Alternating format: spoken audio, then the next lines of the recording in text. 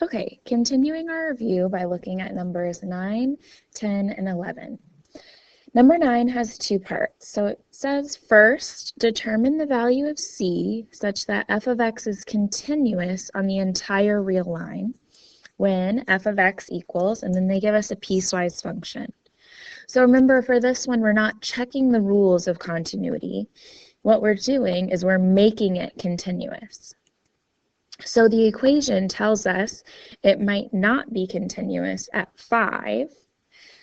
So we need to make sure that it is by choosing a number for c. So continuous means connected, which means that they're equal. So we need to set these two parts equal to each other. So x minus 2 equal to cx minus 3. And the point that we need to make sure that they're the same is at x equals 5.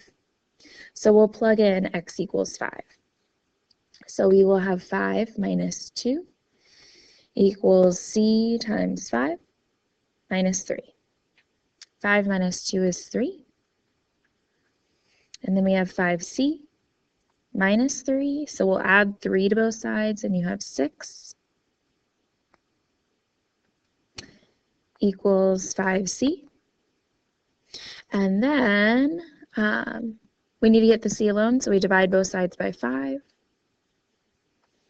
And our answer is c equals 6 over 5. So that is the c that would make that continuous, and that's your answer to the first part. For the second part, it says, use your answer from above, so here's our answer from above, to rewrite f of x. Find the limit as x approaches 5 from the right and x approaches 5 from the left. Okay, so rewriting is pretty simple. We go up here and we take this equation and we rewrite it, and instead of c, we're going to write in the number that we found.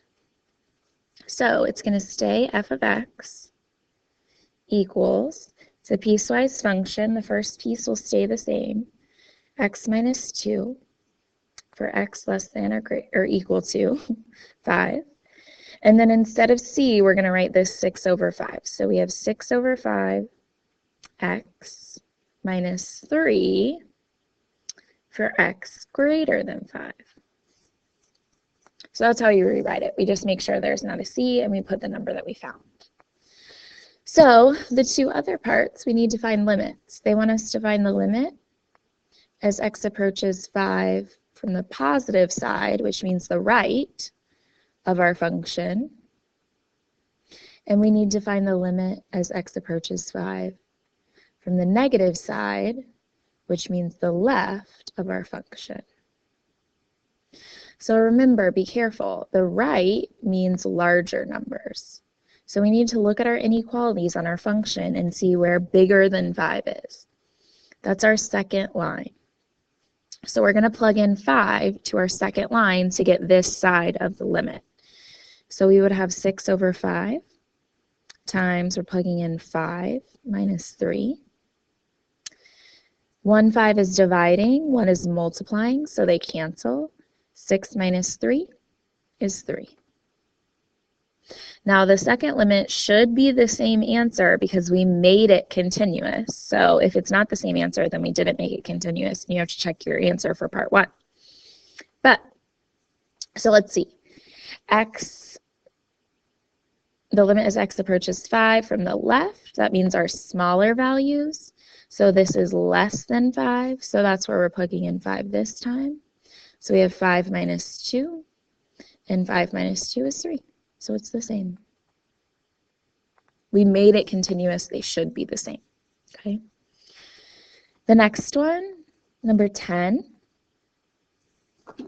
says use the graph of the function f of x equals x minus 2 over x plus 3 to estimate the limit as x approaches 0 of f of x.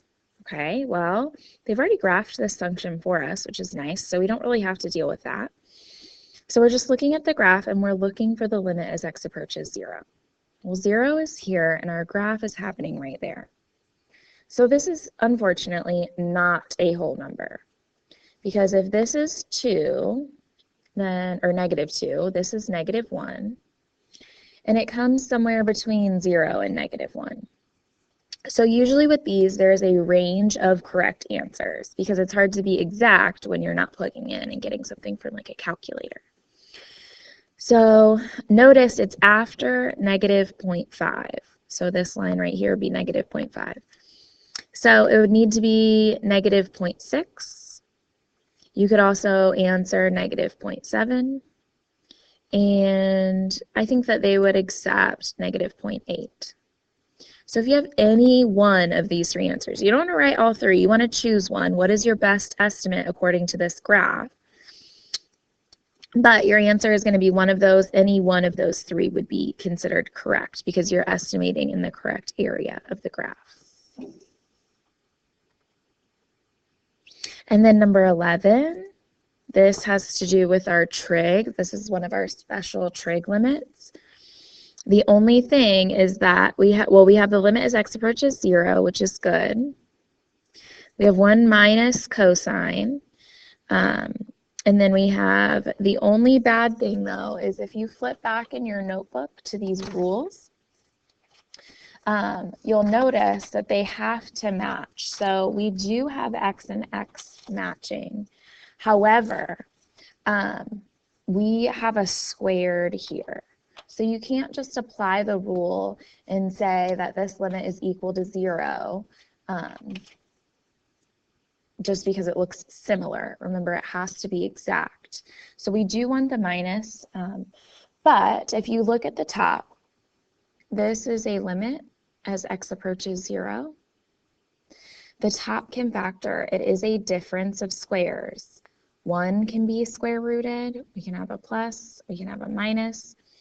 Cosine squared can be square rooted. So this is cosine of x, cosine of x, all over x. So remember, our theorem has to be the limit as x approaches 0, and then it's 1 minus cosine of x over x. And all of that is equal to 0.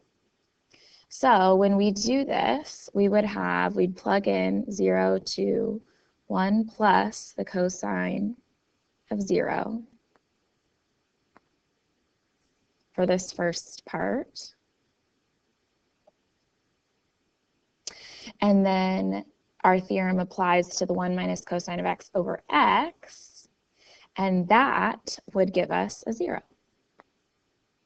So this section is times 0, so we do get an answer of 0 when we use our theorem and split everything up.